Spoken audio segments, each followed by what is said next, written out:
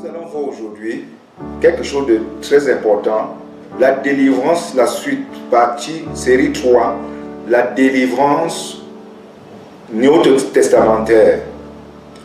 C'est la vraie délivrance. Nous allons reprendre notre passage, Romains 3, 23. Et nous lisons Romains 3, 23 qui dit « Tous ont péché, car tous ont péché et sont privés de la gloire de Dieu. » C'est le péché qui nous prive de la gloire de Dieu, c'est le péché qui nous sépare de la gloire de Dieu. Qu'est-ce que la gloire de Dieu? La gloire de Dieu en grec, c'est doxa. C'est aussi la manifestation, notre manifestation au summum, ce que Dieu a voulu que nous soyons. C'est ça que nous devons, c'est ça qui va nous permettre d'entrer dans la gloire. Parce que Dieu a toujours désiré la gloire de l'homme. Par exemple, il a mis l'homme dans la gloire au jardin d'Éden. Donc c'est la place de l'homme. Mais le péché a sorti l'homme de la gloire.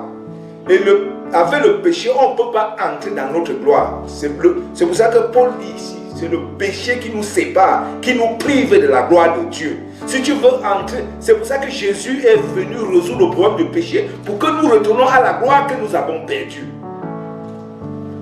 Et c'est pour ça qu'il nous appelle. Il nous justifie et il nous conduit dans la gloire. Il nous fait entrer dans la gloire. Et c'est le péché qui est en nous qui nous empêche d'entrer dans la gloire. Et le Jésus est venu résoudre ce problème du péché. Et si le problème du péché est résolu, nous allons entrer dans notre gloire. Il y a quelque chose en nous qui nous empêche d'entrer dans la gloire. C'est ça qu'on appelle le péché. Quand ces choses se manifestent, ça nous empêche d'accepter la volonté de Dieu. Ça nous amène à aller contre la volonté de Dieu. Ça nous amène à nous comporter mal. Cette chose, cette puissance, cette nature qui est en nous a été jugée à la croix spirituellement. Maintenant, nous allons aller progressivement à détruire cette nature qui est en nous. C'est pour ça que la Bible nous demande de nous dépouiller de cette nature. De ôter ce qui est en nous qui nous empêche d'entrer dans la gloire. Tu ne te maries pas parce que tu n'as pas trouvé un grand prophète. Tu ne réussis pas parce qu'il y a un hôtel quelque part qui t'empêche de réussir. C'est ce qui est en toi qui t'empêche d'entrer dans ta gloire.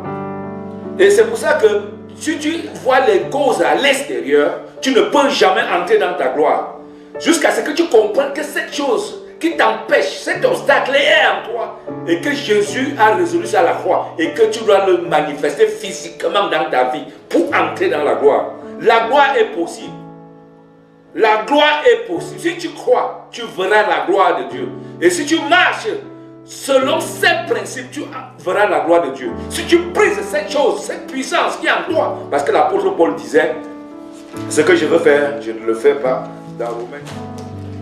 Dans Romains 7, à partir du verset 15, dit, car je ne sais pas ce que je fais, je ne fais point ce que je veux, je fais ce que je hais, et si je fais ce que je ne veux pas, je reconnais que la loi est bonne. Et maintenant, ce n'est plus moi qui le fais, mais c'est le péché qui habite en moi. Ce qui est bon, je le sais, n'habite pas en moi, c'est-à-dire dans ma chair. J'ai la volonté, mais non le pouvoir de faire le bien. Ça veut dire qu'il y a quelque chose en nous qui nous amène à nous rebeller à Dieu. C'est pour ça que les gens n'aiment pas Dieu, parce que ce n'est pas eux qui n'aiment pas Dieu. C'est cette chose qui les empêche d'aimer Dieu. Les gens combattent Dieu pas parce qu'ils veulent combattre Dieu, c'est parce qu'il y a une chose en eux qui les amène à combattre. Et tant que cette chose n'est pas détruite, combattons toujours Dieu. Et gloire à Jésus parce qu'il nous a délivrés de cette chose à la croix. La gloire est possible. La gloire est possible. Si tu crois à l'œuvre de Jésus à la croix, et on verra prochainement comment entrer dans cette gloire, d'une étape par étape. Parce que c'est ça que Jésus est venu nous enseigner en nous parlant du royaume. Parce que dans le royaume, il y a la gloire. Dans le royaume, il y a la grandeur. Dans le royaume, il y a la puissance. Dans le royaume, il y a la richesse. Dans le royaume, il y a la louange. Dans le royaume, il y a l'honneur. Et c'est pour ça que nous devons, si nous acceptons le royaume que Jésus est venu prêcher, nous allons entrer dans notre gloire. Cette chose en nous sera détruite. Ne dis plus que ce que je veux faire, je n'arrive pas à faire. Tu es capable de faire ce que tu dois faire. Tu es capable de faire ce que Dieu te demande de faire. Si tu le veux.